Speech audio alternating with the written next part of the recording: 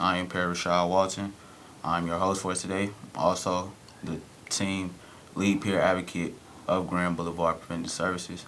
And today will be our last show for this cycle, and it's going to be a pretty good one. We have a guest. Our guest will be Mr. Howard. How are you doing? I'm doing just fine. This is a great opportunity here to share, Yeah. and I'm looking forward to it. Right. Thank you. So let's dive right in. Um, so could you give our audience a little background about what you do? Oh, yes, Howard Lathan. I'm the Associate Executive Director with the Chicago Area Project for the Department of Community Development and Organization. I've pretty much been in that role the last 15 years, but been with the agency since 1981. So I've been in various roles, from a grassroots community organizer to a planner, and now in the associate executive director role, doing the development and organization for the agency. Cool. So could you tell us what are some things that you did for different communities around Chicago? Yeah, I literally grew up on the west side in public housing, Henry Horner Homes public housing, and that's where I initially began organizing as a youth organizer, and was involved in creating a number of anti-crime and prevention programs for young people who were in contact with the juvenile justice system, the court system. And so I was involved in a number of, like I say, youth-directed, youth organizing projects that looked at changing the community for those young folks who might have been susceptible to gangs and other social ills that befall them. So creating that particular program, along with looking at developing programs for men in particular around the issue of supporting their children. So we created HAM, which is the Horn Association of Men, which was aimed at employing men in and around the west side of Chicago, and then it broadened out to the city because it got supported by the state of Illinois. But it started with a group of men coming together and developing a organized strategy to look at the needs of men, and then collecting data on those needs, and then using that to kind of design a program that ultimately ended up putting hundreds and hundreds of men to work, designing a program that got the attention of the state of Illinois to fund it, and currently still funded under the Career Development Training and Employment Service. Cool. Mm-hmm. So now that you are in the executive director position, what is your favorite thing about the position? What are some things that you really like or enjoy? Well, I wish I was the executive director, but I'm currently the associate executive director. But it has enabled me to kind of broaden some means of supporting communities across the state of Illinois. I mean, I did organize here a lot in the city, in various neighborhoods, developing community youth committees, as well as crime prevention programs around young men who were entering the juvenile detention center, where we created a juvenile diversion program, and as well as a number of other employment supports for those particular kids to keep them out of the system. So what it's enabled me to do is really kind of stretch, the rubber band, and serve not just Chicagoland, but statewide. I mean, we've created a number of statewide initiatives around health, HIV/AIDS, and some of the other health-related issues, specifically aimed at kind of gathering and galvanizing young people to kind of be a part of solving problems and creating vehicles for them, not just to kind of have their voice, but actually be actively involved in solving those problems.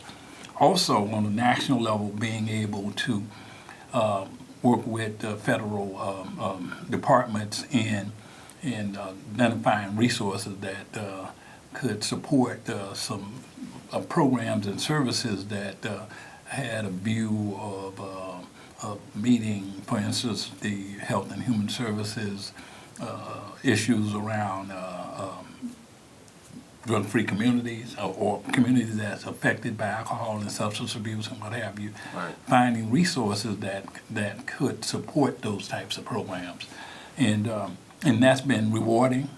Rewarding also is kind of our whole notion of leadership development, and particularly youth leadership development, creating a means of providing pathways for young people to kind of get engaged at a young age, and creating a program that could provide them with certification, provide them with other kinds of incentives that helping them to want to get into that arena of career.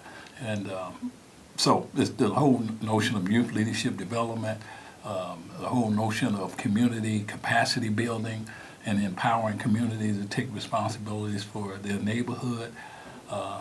One of the themes that's so important to me is local people taking local action for local solutions. So my theme pretty much has been my emphasis on making sure that the local grassroots folks are provided with the capacities, trainings, opportunities, supports to ensure that they have a say-so about what their community needs, and not only saying, but get engaged in a voluntary manner to make sure it happens. Right, and that's very good because it's very important.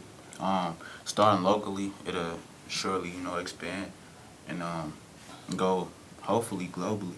But as of right now, we have a caller. So caller, you on the air. Caller. Yes, good evening, gentlemen. How are you? Good evening. I'm good. How are you? I'm doing great, fine. How you doing, sir? Great. I just want to know what does GBC stand for? That's the. And Oh, I'm sorry. and then I want to add the follow-up question: what do you see as some of the barriers to dealing with our community where we have this violence at this disproportionate rate? And as a young person, I like this intergenerational kind of conversation. What do you see as barriers to young people being active positively in our communities?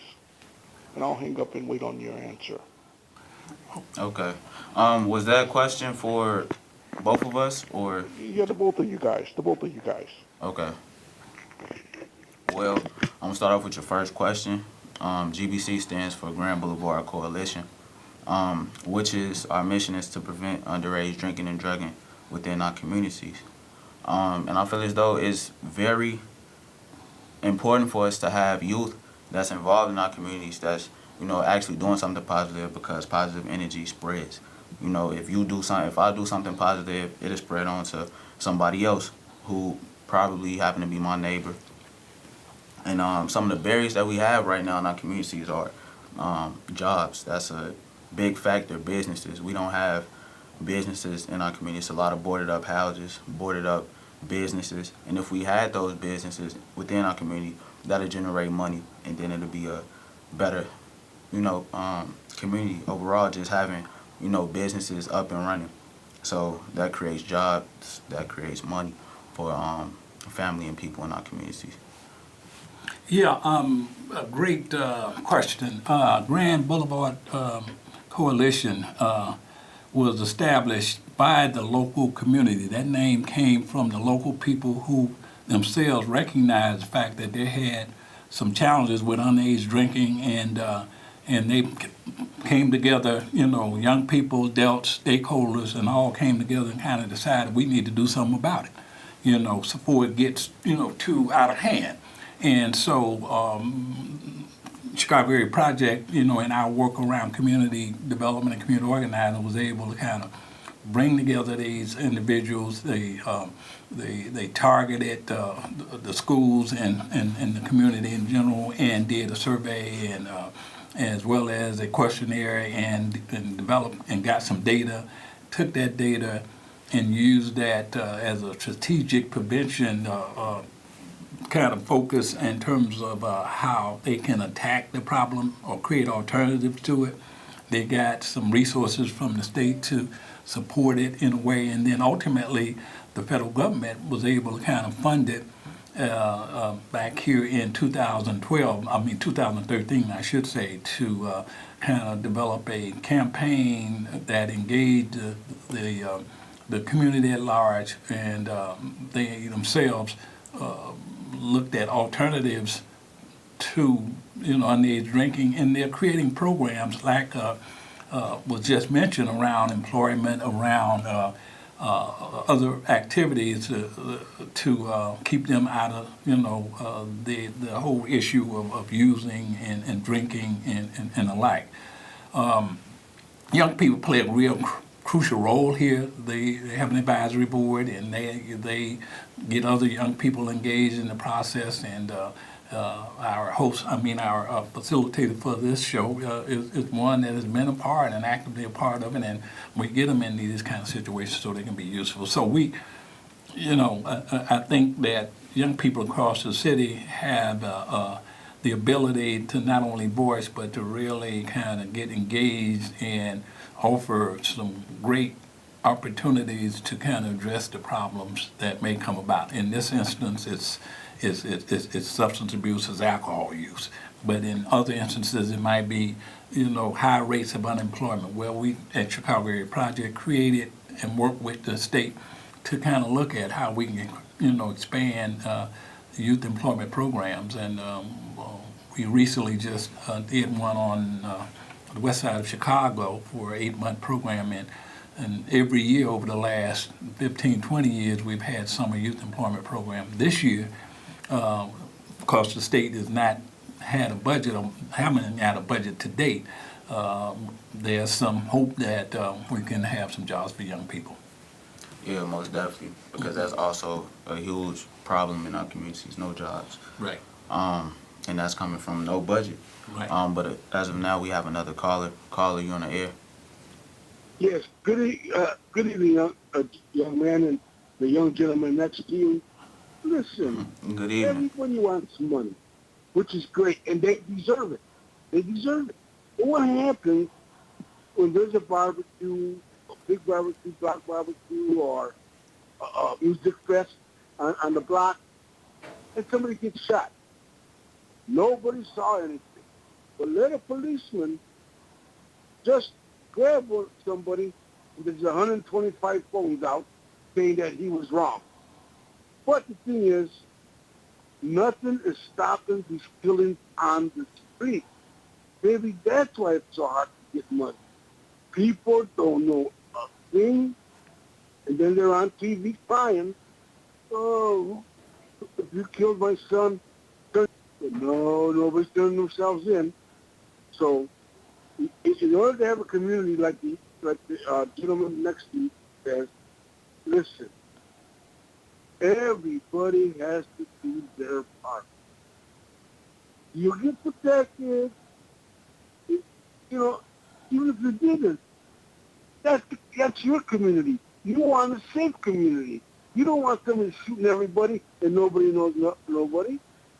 So, sir, I hope you get as much money as you can, but, put it right, because nothing's happened so far. Thank you. Thank you. Thanks. He was talking about the killing in our communities. Mm-hmm. And that's basically where it's stemming from. It's stemming from money.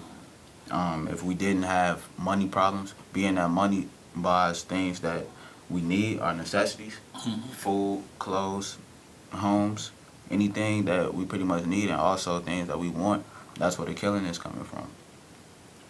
Do you want to chime in on what the caller just commented? Definitely there are root causes to why we have certain kinds of behaviors that exist. And clearly, some problems are way bigger than the community themselves can kind of handle. Right. So it had to be a collective action by, public-private, sources, which might include our work with our institutions, our law enforcement, our judicial, our government, our our young people, our parents, and all.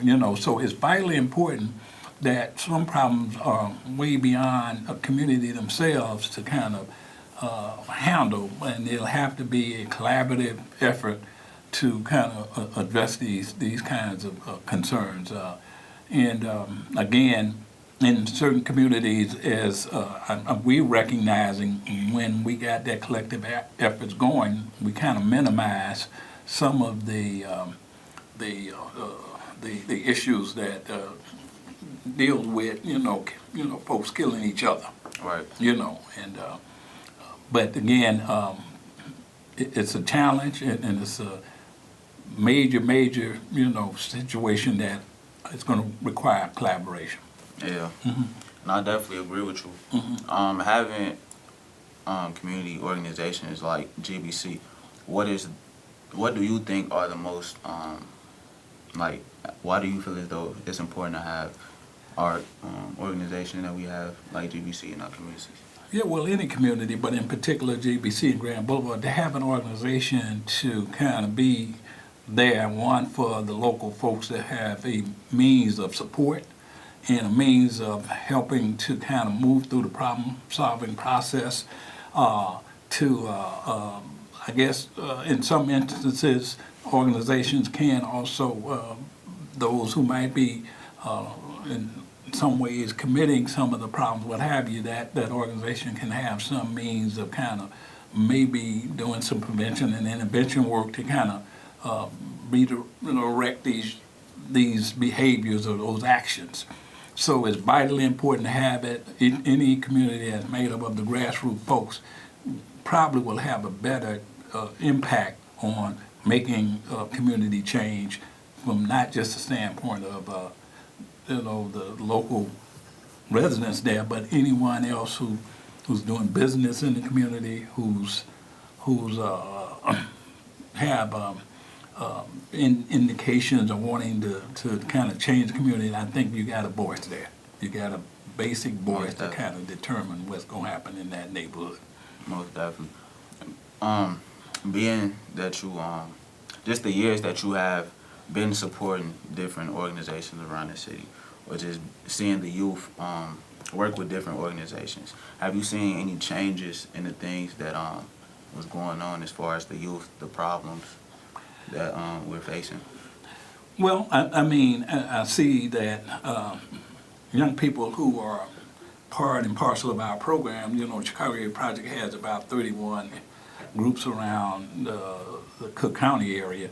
At one point, some years ago, there was more than 55 groups who were made up of local grassroots community people, including youth, that was really having an effect on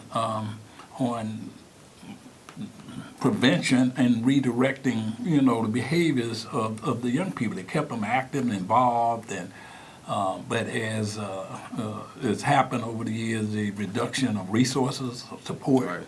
funding, has kind of, in many instances,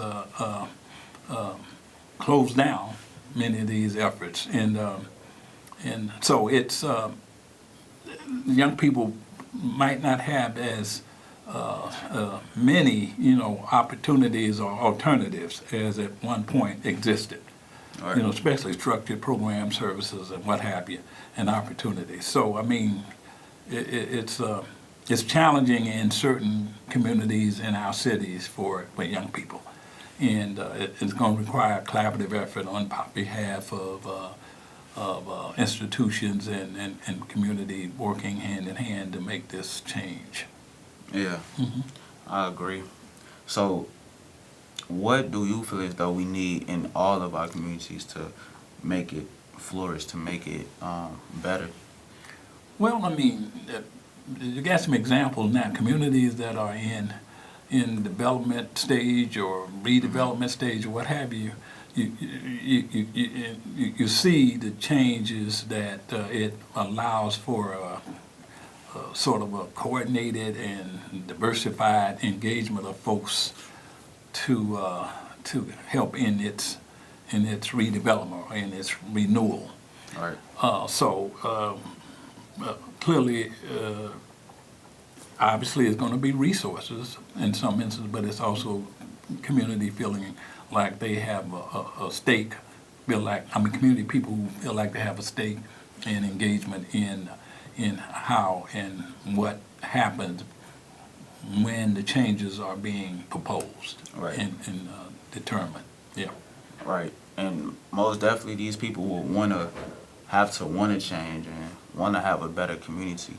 For those who don't feel as though it's a problem, how do you feel as though we can get them to want to have a better community or change the community? Well, I mean, if they're not going to be a participant in the process, then they, in most instances, will be ones that will find other, ways to exist or in their livelihoods, whatever that may be. But it doesn't have to be in their local neighborhood.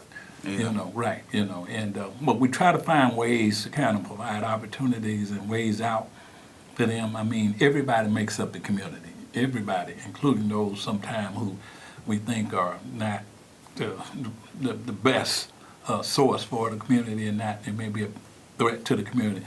But they make up the community. We got to figure out ways to engage them. If they don't want to be engaged in, there's the next thing that happens. Folks are being told to go other places. Agreed. Mm-hmm. We have a caller as of now. Caller, you on the air? Caller? Hello. Hello. Yes.